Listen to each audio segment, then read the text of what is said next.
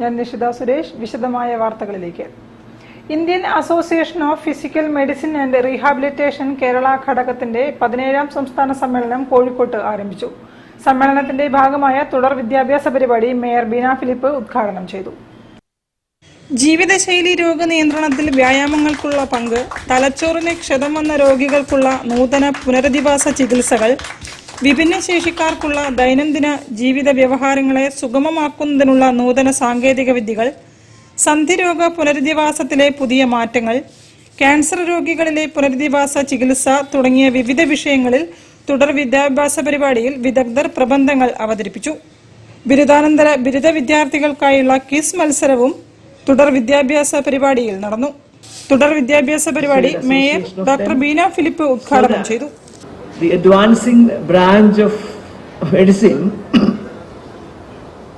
will be beneficial for the people of Kerala. In other states, they have physiotherapy colleges by the government, but unfortunately in Kerala we don't have. I don't want to enter into the reasons. You all know very well what it is. At the same time, I do promise you that if you need any kind of help in your PMR department, within my limits, I'll try my best.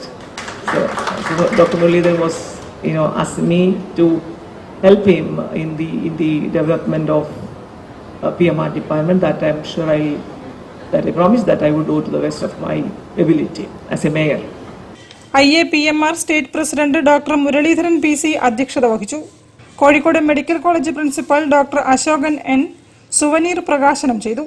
Physical medicine രംഗത്തെ സമഗ്ര സംഭാവനകൾ പരിഗണിച്ച് മുതിർന്ന ഫിസിയാട്രിസ്റ്റുകളായ doctor രഘോത്തമൻ, doctor Geetha എന്നിവരെ സമ്മേളനത്തിൽ mayor ആദരിച്ചു. Doctor Hariharan, doctor George Joseph, doctor Shankar Mahadevan, doctor Roy R ചന്ദ്രൻ, VT Sudheera, doctor Sajina Roy, doctor Sheejith K എന്നിവരും സംസാരിച്ചു. News bureau, Kozhikode. കെ ററ ബോധവൽക്കരണ പരിപാടി കോഴിക്കോട്ട് നടന്നു.